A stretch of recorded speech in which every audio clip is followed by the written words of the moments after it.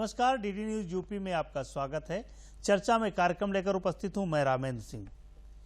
बिहार विधानसभा चुनाव और उत्तर प्रदेश मध्य प्रदेश के उपचुनाव पर अधिक लोगों की निगाह लगी हुई थी। मतगणना के नतीजे और रुझान दोनों भाजपा को मजबूत स्थिति में दिखा रहे हैं। तमाम एग्जिट पोलों को दरकिनार करते हुए एनडीए गठबंधन ने बिहार में मजबूत पकड़ बनाए रखी है।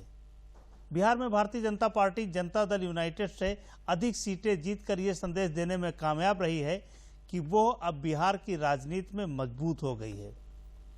दूसरा, प्रधानमंत्री नरेंद्र मोदी का चेहरा भारतीय राजनीति में अभी भी जीत का पर्याय बना हुआ है। उत्तर प्रदेश में भाजपा ने अपनी 6 सीटों पर दोबारा जीत दर्ज की है। उस समाजवादी पार्टी निर्दलीय प्रत्याशी धनंजय सिंह से मल्हानी सीट बहुत कम वोटों से जीत पाई है।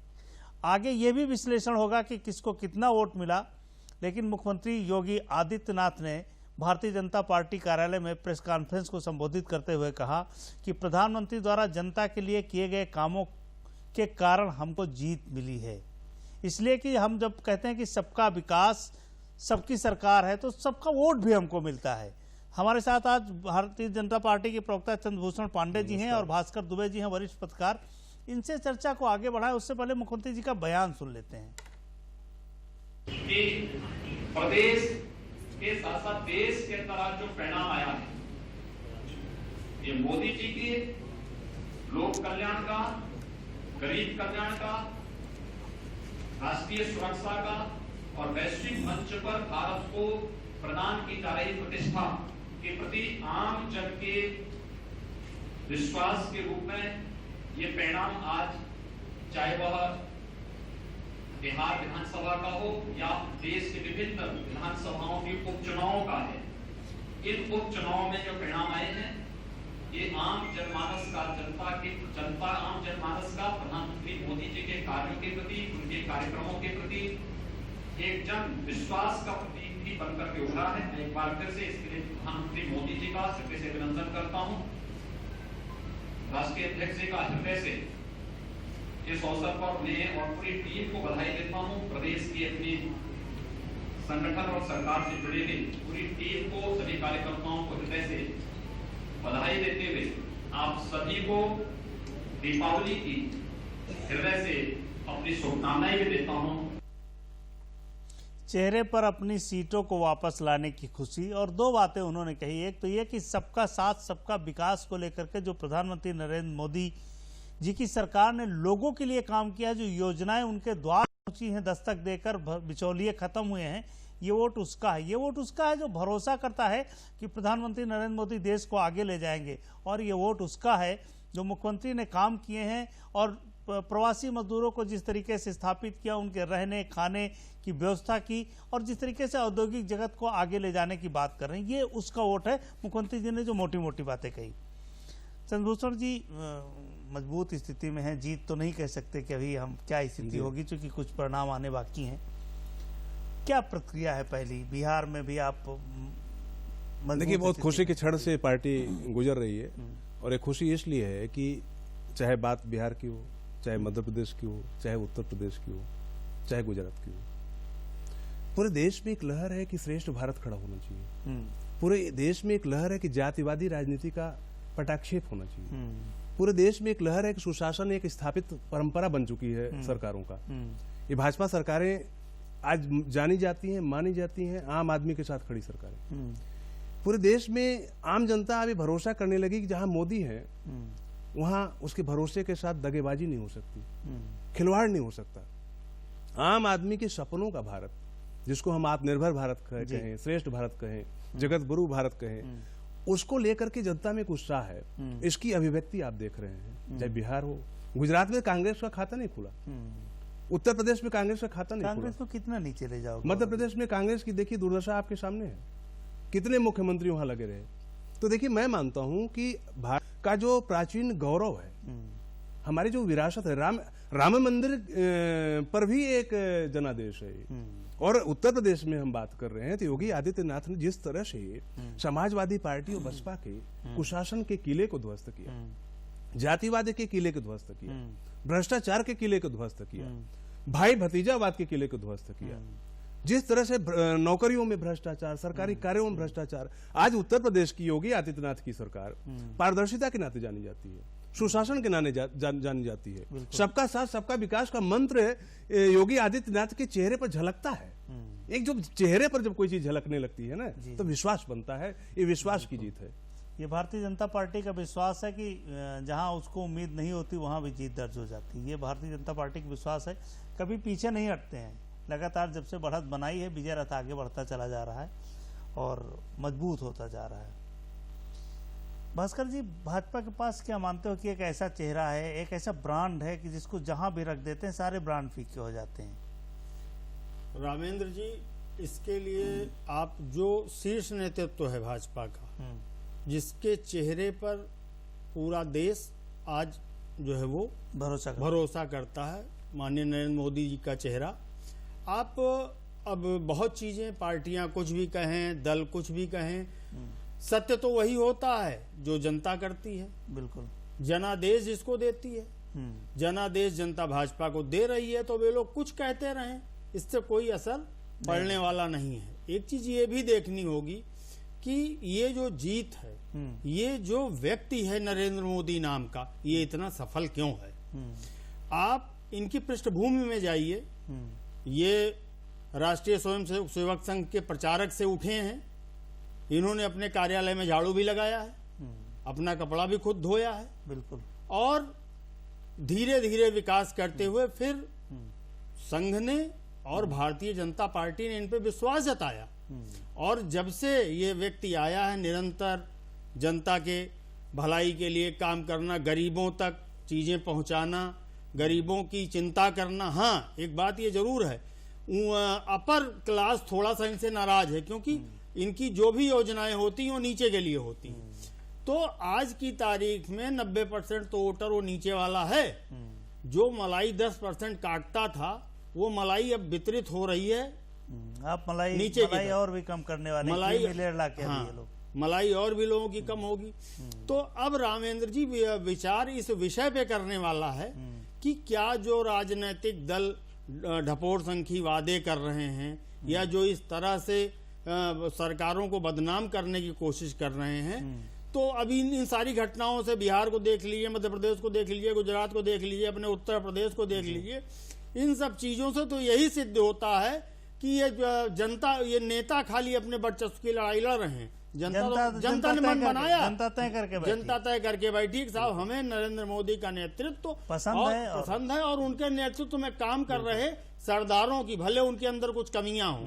मैं नहीं कहता हूं कि सभी प्रदेश के सभी मुख्यमंत्री अप टू मार्क हैं, लेकिन क्योंकि नरेंद्र मोदी का इतना बड़ा चेहरा है, वो इतना नीचे लोगों को, जनता को, गरीबों को, चाहे वो शौचालय रहा हो, चाहे वो खाद्यान्न रहा हो, जो भी योजनाएं हैं, तो सीधे नीचे पहुंचा रहे हैं। तो बीच में अगर कोई गड़बड़ भी करना चाहेगा तो रामेंद्र जी गड़बड़ हो नहीं पाएगी। आज की तारीख में नरेंद्र मोदी का चेहरा जीत का ब्रांड बना हुआ है। ये उपचुनावों ने और इस चुनाव ने सिद्ध कर दिया है। बिल्कुल, अभी तक मतलब वही वाली स्थिति है कि मोदी है तो मुमकिन है वाला नारा पूरे देश में चल रहा है।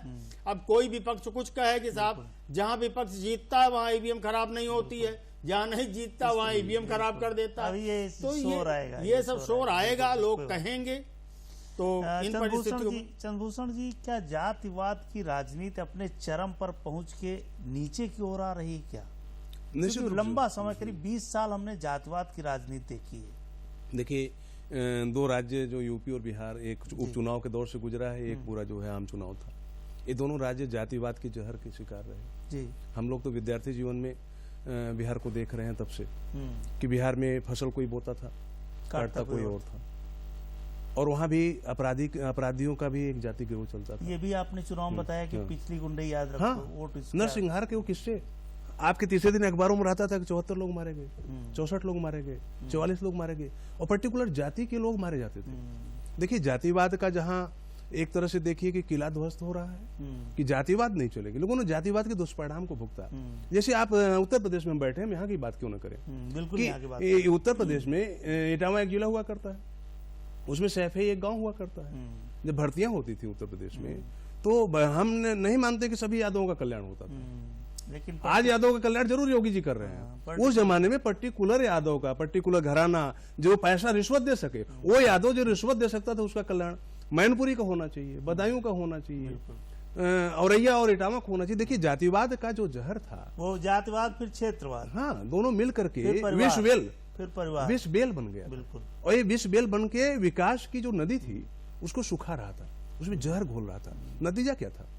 आम आदमी, भास्कर जी ने अच्छी बात कही कि आज 90% की आबादी उसकी छोटी छोटी चीजों को, मैं अभी प्रयागराज था परसों, तो कुछ हमारे एक आश्रम में था, वहां कुछ लकड़ियां कट रही थी, तो मैंने कहा कि भाई लकड़ियां जो देखो, किसी की जरूरत हो तो कह दो, उठा ले जाए।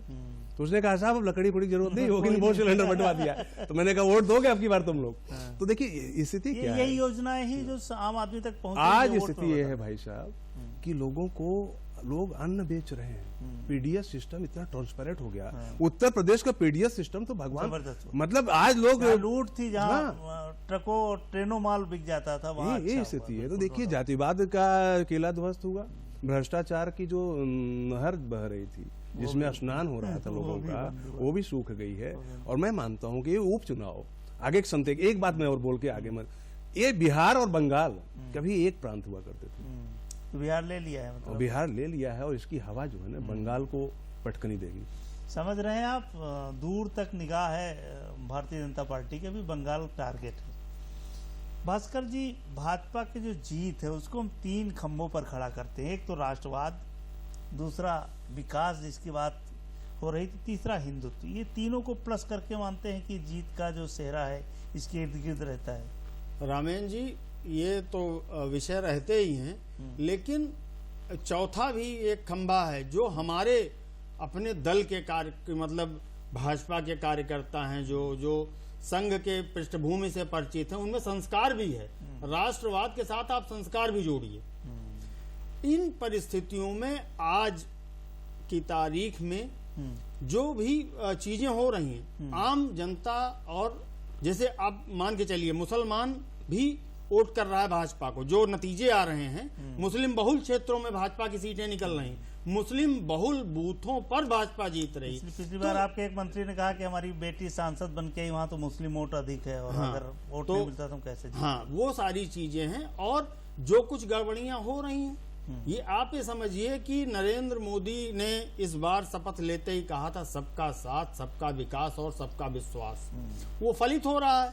मदरसों को, जो लोग मुसलमान वोटों का अपने आप को ठेकेदार मानते थे, उन्होंने मदरसों को कुछ नहीं दिया। आज आप देखिए नरेंद्र मोदी कहते हैं हम चाहते हैं मुस्लिम युवक के एक हाथ में कुरान हो, दूसरे हाथ में लैपटॉप हो, बिल्कुल, पाम टॉप हो, तो टैबलेट हो। तो इन चीजों का विश्वास बढ़ा है। और जो सबसे बड़ी चीज है, इस समय हिंदू मुस्लिम दंगे आपको कहीं सुनने को नहीं मिले। वो भी क्योंकि मुसलमान और हिंदू जहां साथ साथ आबादी थी, जहां अक्सर दंगे होते, सशंकित रहते थे कि हमारे घर का आदमी गया है, लौटेगा कि नहीं लौटेगा। ये विश्वास भी बहुत बड़ी चीज है। नहीं हो पाता था, लोग रोजगार नहीं बड़े खड़े करते थे। और देखिए जो तमाम ऐसी जो है वो योजनाएं केंद्र सरकार की आई, 3 तलाक पे आया, महिलाएं बहुत खुश हैं। आप ये समझिए कट्टर मुस्लिम घरों की महिलाएं अगर वोट नहीं दे रही हैं तो भाजपा मुस्लिम बहुल क्षेत्रों में जीत कैसे रही है? बिल्कुल सही कह रहे हैं आप। तो ये सब चीजें हैं। वोट है, भास्कर जी ने पिछले उत्तर में भी हमारे यही कहा था कि जो योजनाएं हैं जो लोगों तक पहुंच रही है, उसका फायदा, जो नीतिगत फैसले हैं उनका फायदा लोगों को मिल रहा है। मुख्यमंत्री ने, शिवराज सिंह ने भी कहा और योगी आदित्यनाथ ने भी कहा कि हमारा जो संगठन है और जो सरकार है उसका समन्वित प्रयास से जीत है। मेरा कार्यकर्ता दरवाजे दरवाजे जाकर जिस तरह संघर्ष करके वोट मांग रहा था, उसका समन्वित प्रयास है कि हम मध्य प्रदेश, उत्तर प्रदेश और बिहार जीत के आए। तो यानी संगठन को भी पूरा श्रेय जाता है। जिस तरीके से मुख्यमंत्री ने अपनी बात कही थी, बिहार में जिस तरीके से आप सांप्रदायिकता और जातिवाद का जो खेल चल रहा था जी, वो टूट जाएगा क्या? सुशासन के नाम पर नीतीश जी लंबा कार्यकाल करके आए, हालांकि उनकी सीट्स कम है, भारतीय जनता पार्टी की सीट्स ज्यादा है। क्या लगता है कि बिहार बदल रहा है, इन चीजों को फिर तोड़ देगा एक बार, इस नेक्सस को? मैं तो देखिए थोड़ा सा इसको, आपकी चर्चा को थोड़ा सा वैचारिक आयाम दूंगा कि जब जगत गुरु भारत हुआ करता था, जब भारत का परम वैभव हुआ करता था, तो परम वैभव बिहार और यूपी में भी हुआ करता था। आज अगर भारत दुखी है तो बिहार के दुख के कारण है। अगर केंद्र में सरकार है तो बिहार में भी सरकार आपको होनी चाहिए ना। इसलिए उत्तर प्रदेश में आप देखिए 4 सालों में हम लोगों ने क्या क्या किया। यही एसडीएम के पद बिकते थे, नीलामी चलती थी, कांस्टेबल बिकते थे, यहाँ तक होता था कि इसी सचिवालय में बैठा हुआ मिनिस्टर ड्रम रखता था नोट रखने के लिए। ये उत्तर प्रदेश में हो रहा था, वो बिहार में भी कभी चलता था। बिल्कुल। लालू प्रसाद ने कहा कि पढ़ने की जरूरत नहीं है, गाय भैंस चराओ और खाने पीने की व्यवस्था खेत में करा देते हैं। उस दौर से बिहार निकला। उस जंगल राज को, उस लालटेन युग को, उस अंधेरे को, उस सांप्रदायिक, आप याद करिए कि भागलपुर के सांप्रदायिक दंगे विश्व के इतिहास में इतना बड़ा नरसंहार नहीं हुआ। मेरठ के दंगों को आप याद करिए, मुजफ्फरपुर में जो लोग बेघर हुए, आज उनके आंसू आज भी टपक रहे हैं, क्योंकि उनके आंसू पर खेलने वाले लोग, वो लोग भी समझ गए कि ये पार्टियां जो दंगे करा रही हैं, जो जातवाद की राजनीति नहीं, मेरे लिए नहीं है। अगर आप सुकून चाहते हैं, आप शांति चाहते हैं, आप विकास चाहते हैं, आप अपने आगामी पीढ़ी को आगे खड़ा करना चाहते हैं, एक मजबूत और विकसित भारत देखना चाहते हैं, मजबूत और विकसित उत्तर प्रदेश और बिहार चाहते हैं, तो भाजपा का हाथ आपको थामना पड़ेगा और कमल के फूल पर बटन दबाना पड़ेगा। ये बार बार जनता कर रही है। जैसे ही कहते हो लोगों को लगता पता नहीं भाजपा का हाथ जिसमें कमल का फूल, लक्ष्मी का साथ। अब तो दिवाली आ रही है, भव्य दिवाली का ये भी एक संकेत है कि जब कमल का फूल मजबूत हो रहा है। तो चलिए, उत्तर प्रदेश में विपक्ष की संभावनाएं क्या है? जिस तरीके से मलानी सीट में कहा जा रहा था कि यादव और मुस्लिम का 1,60,000 का बड़ा वोट है, उसके बाद भी निर्दलीय प्रत्याशी से बड़ी मुश्किल से चुनाव जीत पाता है समाजवादी पार्टी का। मुख्यमंत्री ने कहा कि हमारे लगभग जितने भी प्रत्याशी जीते हैं वो 17,000 मतों से आगे हैं। तो ये जो अंतर दिखा रहा है, इसको किस तरीके से भास्कर जी देखते हैं? रामेन जी, होता क्या है कि जिन क्षेत्रों में जातीय गठबंधन होते हैं और वो कट्टरता की हद के होते हैं, जैसे मल्हनी सीट की बात कर रहे हैं आप, वहां कट्टरता की हद तक ये चीजें, इसके बावजूद भी करारी टक्कर, भाजपा तीसरे नंबर पर चली गई जी। हाँ, भाजपा तीसरे नंबर पर रही होगी, लेकिन आप ओवरऑल एक सीट से या आप एक क्षेत्र के जो है वो भौगोलिक स्थिति से या जातीय स्थिति से आप पूरे चुनाव को नहीं आंक सकते। उसके लिए आवश्यक यह है कि भाजपा वहां चुनाव हारी हो सकता है कि जो वहां का भाजपा को मिलने वाला हो, किन्हीं कारणों से शिफ्ट हुआ हो, कुछ अफवाह फैलाई गई हो, कुछ चीजें हो, लेकिन इन सब के बावजूद भी आप ये मान के चलिए लोकतंत्र है।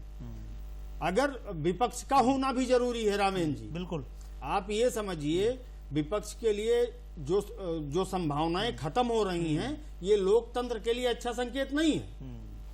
हाँ, पूर्ण बहुमत दीजिए लेकिन विपक्ष को भी रखिए। तो अब जो भयानक विश्वास कहिए इसको, भयानक मतलब महत्वपूर्ण विश्वास, जोरदार विश्वास कहिए, जो मोदी जी के प्रति है, वो ये परिणाम दे रहा है। लेकिन इसके साथ ये भी सोचना होगा कि विपक्ष का भी मजबूत होना रामेन जी बहुत जरूरी है।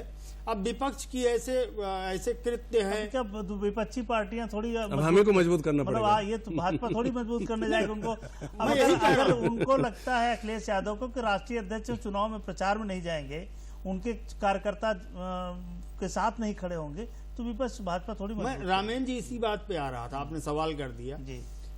एक चीज समझिए, जो विपक्ष के नेतागण हैं वो अभी उनकी खुमारी ही नहीं उतरी है।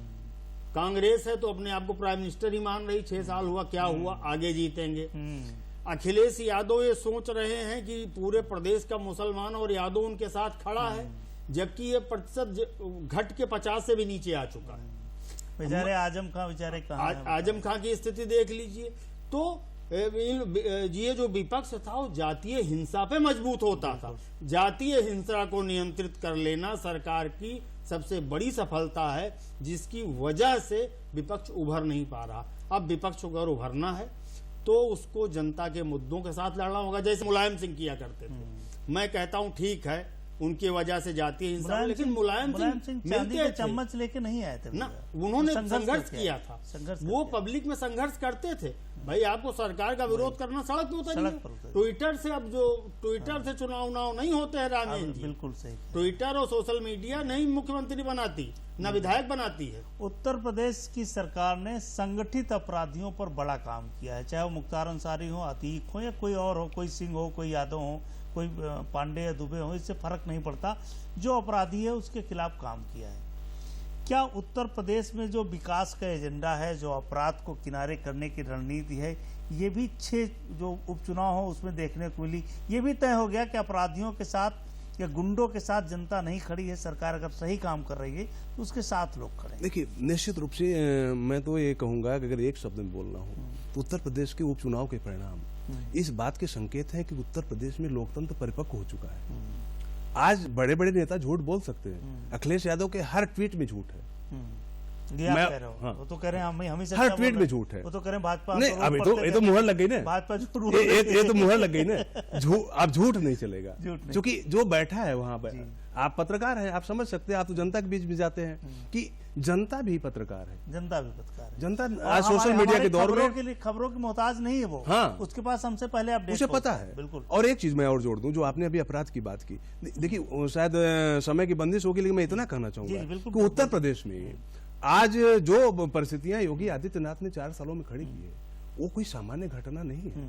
जिस तरह से पूरे तंत्र पर अपराधियों का लगाम था, थाने पार्टियों के दफ्तर से चला करते थे। ठेकेदार, जिसको एक अंग्रेजी में शब्द है कंट्रैक्टर ड्रिवन प्रोजेक्ट, कंट्रैक्टर तय करते थे कि कौन सी सड़क बननी है, कब बननी है, कितनी लागत में बननी है। ई टेंडरिंग चारों ओर है, ई गवर्नेंस का जलवा। मैं तो सुशासन विभाग का भाई यूपी का चीफ हूँ। मैं इस पद मतलब जिम्मेदारी के नाते कुछ चीजें ऐसी जानता हूं जो बता सकता हूं आपको कि उत्तर प्रदेश में आज सुशासन की हवा चल रही है। आप कल्पना कर सकते हैं कि एक प्रदेश जो बंटाधार हो चुका था, 4 वर्षों में उसको रिवाइव कर लेना, चाहे इंडस्ट्रियल समिट के माध्यम से आप देख सकते हैं, चाहे इस तरह से ओडीओपी में जो आज हमारी उपलब्धियां हैं, चाहे आज जिस एमएसएमई डिपार्टमेंट जिस तरह सक्सेसफुली काम कर रहा है, जिस तरह से केंद्र सरकार की योजनाओं में प्रथम स्थान प्राप्त करने में 10 से अधिक ऐसी प्रमुख लोकप्रिय योजनाएं हैं। गृह विभाग को लेकिन ठीक करो आप। और गृह विभाग की जहां तक बात है, देखिए अपराध जो है, हम समाजशास्त्री नहीं है, हम मनोवैज्ञानिक नहीं है, हम राजनेता हैं और हम इस संकल्प के साथ मजबूती से खड़े हैं कि शून्य अपराध की जो अवधारणा है उस पर हम फोकस्ड है।